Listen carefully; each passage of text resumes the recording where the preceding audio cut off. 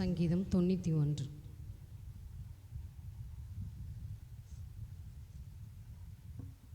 உன்னதமானவரின் மறைவில் இருக்கிறவன் சர்வ வல்லவருடைய நிழலில் தங்குவான்.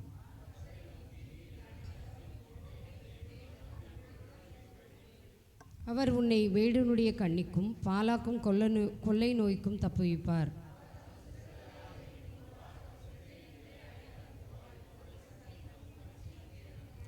இரவில் உண்டாகும் பயங்கரத்திற்கும் பகலில் பறக்கும் அம்புக்கும்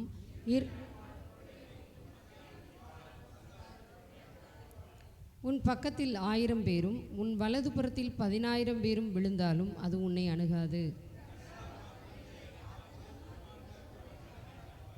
எனக்கு அடைக்கலமாய் இருக்கிற உன்னதமான கர்த்தரை உனக்கு தாபாரமாக கொண்டாய்.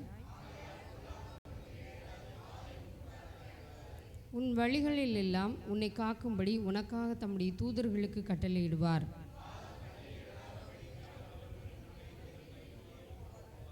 சிங்கத்தின் மேலும் விரியன் பாம்பின் மேலும் நீ நடந்து பால சிங்கத்தையும் வலு சர்ப்பத்தையும் மிதித்து போடுவாய்.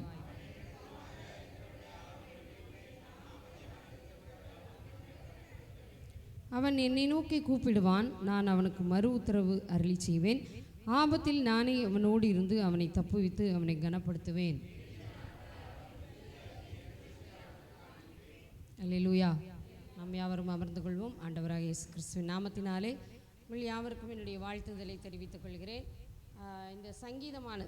இந்த சங்கீதமானது ஒரு பாதுகாப்பின் சங்கீதம்.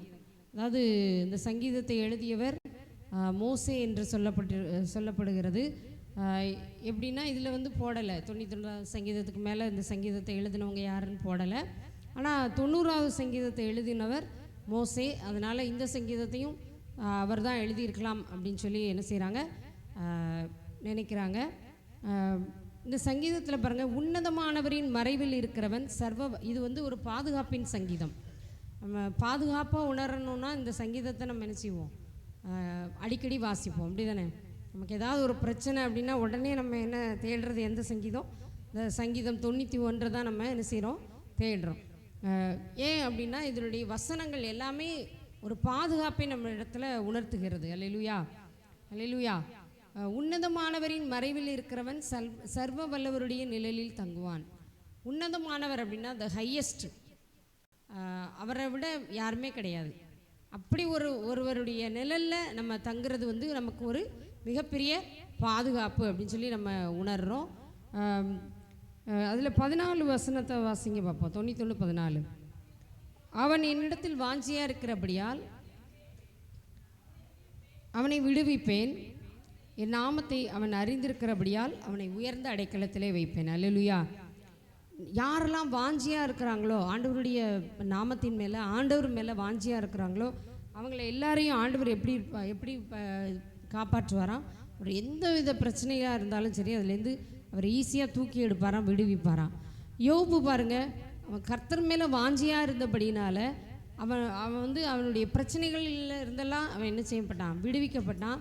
விடுவிக்கப்பட்டது மட்டுமல்லாமல் 2 மடங்காக ஆசீர்வாதத்தை அவன் பெற்றுக்கொண்டான். அல்லேலூயா, அல்லேலூயா. 91:4 வாசிக்கலாம். அவர் தமது சிறகுகளாலே உன்னை மூடுவார், அவர் செட்டையின் கீழே அடைக்கலம் புகுவாய், அவருடைய சத்தியம் உனக்கு பரிசையும் கேடகமாகும். கோழி பாருங்கள், கோழி குஞ்சு பொறிச்சோன்னே பார்த்தீங்கன்னா நிறைய குஞ்சு இருந்தாலும் சரி, கழுகு மேலே பறக்குது, இல்லை கழுகோ பறந்தோ பறக்குது அப்படின்னோடனே என்ன செய்யும் தெரியுமா, தன்னுடைய செட்டை அப்படி விரிக்கும். விரித்து என்ன செய்யும், அந்த குஞ்சுகளை பூரா அந்த செட்டைக்குள்ளே என்ன செய்யும், பாதுகாப்பாக வச்சுக்கணும். அந்த பருந்தால் என்ன செய்ய முடியாது, அந்த கோழி குஞ்சுகளை தூக்கவே முடியாது. அப்படி ஒரு பாதுகாப்பு. அதே போல் தேவன் நமக்கு ஒரு பிரச்சனை அப்படிங்கும்போது அவருடைய செட்டையை விரித்து என்ன செய்கிறாரு, பாதுகாப்பாய் நமக்கு நம்மளை அந்த செட்டைகளுக்குள்ளே பாதுகாப்பாக வைத்துக்கொள்கிறார். அல்லேலூயா, அல்லேலூயா. ரூத்தின் புஸ்தகம் 2:12 வாசிக்க வேண்டாம்.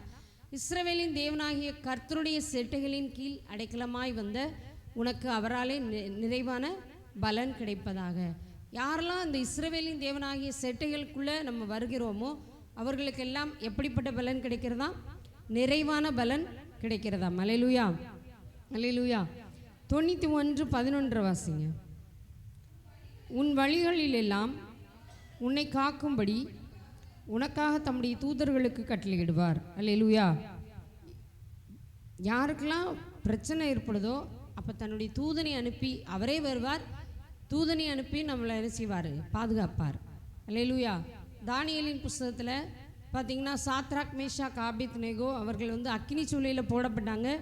போடும்போது தேவ சாயலுக்கு ஒப்பானவர் என்ன செஞ்சார்? அவர்களோடு கூட நாலாவது ஆளாக என்ன செஞ்சார்? உலாவினார். அல்லேலூயா. அவர்களை விடுவித்தார். அதே போல் தானியேலின் புஸ்தகம் 6:22 சிங்க குகையில் என்ன செய்கிறாங்க? தானியேலை போடுறாங்க. போடும்போது ராஜா கேட்குறாரு மறுநாள் காலையில் தானியேல்கிட்ட, ஏதாவது ஆயிடுச்சா? தானியேலேன்னு கேட்குறாரு. அப்போ இவர் சொல்கிறார் ராஜாவுக்கு, சிங்கங்கள் என்னை சேதப்படுத்தாதபடிக்கு தேவன் தம்முடைய தூதனை அனுப்பி அவைகளின் வாயை கட்டி போட்டார். அல்லேலூயா. தேவனை பாதுகாப்பாக நினைக்கிற ஒவ்வொருத்தருக்கும் தேவன் இப்படி தான் பண்ணுவார். தூதர்களை அனுப்பி சிங்கமாக இருந்தாலும் சரி, எந்த பெரிய விலங்காக இருந்தாலும் சரி, அதனுடைய வாய்களை என்ன செய்வார்? கட்டி போடுவார். பாதுகாப்பை கொடுப்பார். அல்லேலூயா. அவரை நேசிக்கிற ஜனங்களுக்கு தேவன் பாதுகாப்பை கட்டளையிடுவார். அல்லேலூயா. அல்லேலூயா. அதே 91:16 வாசிக்கலாம். நீடித்த நாட்களால் அவனை திருப்தியாக்கி என் ரட்சிப்பை அவனுக்கு காண்பிப்பேன். அல்லேலூயா. ஆண்டவர் பாதுகாப்பு மட்டும் கொடுக்கறதில்ல, நீடித்த நாட்கள், பூர்ண ஆயுசை அவர் வாக்கு பண்ணுகிறார் நமக்கு. ஒவ்வொருவருக்கும் ஆண்டவர் அல்பாயுசில் போகாதபடிக்கு பூர்ண ஆயுசை தரும்படியாய், பூர்ண ஆயுசோடு பிள்ளைகளை காணும்படியாய் தேவன் அப்படியாய் நமக்கு ஆயுசு நாட்களை கூட்டி கொடுத்து ஆசீர்வதிக்கிற தேவனாக இருக்கிறார். நாம் யாரெல்லாம் இந்த தேவனை அண்டிக் கொள்கிறோமோ அவர்களுக்கு எல்லாம் இந்த சங்கீதத்தில் சொல்லப்பட்டிருக்க அத்தனை ஆசீர்வாதங்களும் ஒவ்வொருத்தருடைய வாழ்க்கையிலையும் பலிக்கும் என்பதை நாம் விசுவாசத்தோடு இந்த சங்கீதத்தை கடந்து செல்வோம். கர்த்தர் தாமே இந்த சிறு சங்கீதத்தை ஆசீர்வதிப்பாராக. நாம் யாவரும் கண்களை மூடி தேவனை நோக்கி பார்ப்போம். எங்களை மிகவும் அதிகமாய் நேசிக்கிற நல்ல தகப்பனே, மை நன்றியோடு துதிக்கிறோம் ஐயா, ஸ்தோத்தரிக்கிறோம். ஆண்டவரே எங்களுடைய இந்திய தேசத்தின் ரட்சிப்புக்காக ஆண்டவரே சமூகத்தில் வருகிறோம். தேசம் ரட்சிக்கப்படட்டும், தேவனுடைய நாமம் மகிமைப்படட்டும். எங்களுடைய தேசம் முழுவதும் ஆண்டவரே உம்முடைய பாதுகாப்புக்குள் வரட்டும் ஐயா. நீரே என் அடைக்கலம், நீரே என் கோட்டை, நீரே என் புகலிடம் என்று ஆண்டவரே நாங்கள் உண்மை அண்டிக் கொள்ளத்தக்கதாக ஆண்டவரே கிருபைகளை கொடுங்க அப்பா. எங்களுடைய சபையாரை பொறுப்படுத்திக் கொள்ளுங்க. சபையார் எல்லாரும் ஆண்டவரே உண்மை அண்டிக் கொள்ளட்டு சுவாமி. எங்களுடைய ஊழியங்களை ஆசீர்வதிங்க அப்பா. ஸ்தோத்திரம் ஆண்டவரே.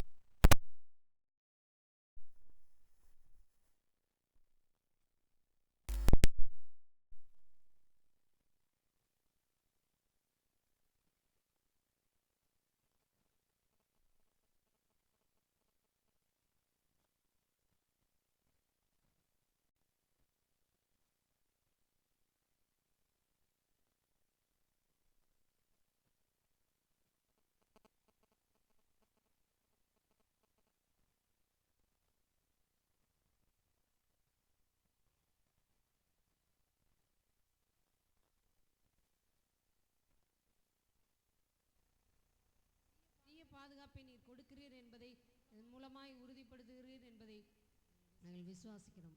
எல்லா துதி கன மகிமை எல்லாவற்றையும் ஒருவருக்கே செலுத்துகிறோம். இயேசுவின் மூலம் ஜெபங்கள் ஜீவனுள்ள நல்ல பிதாவே. ஆமென். ஆமென்.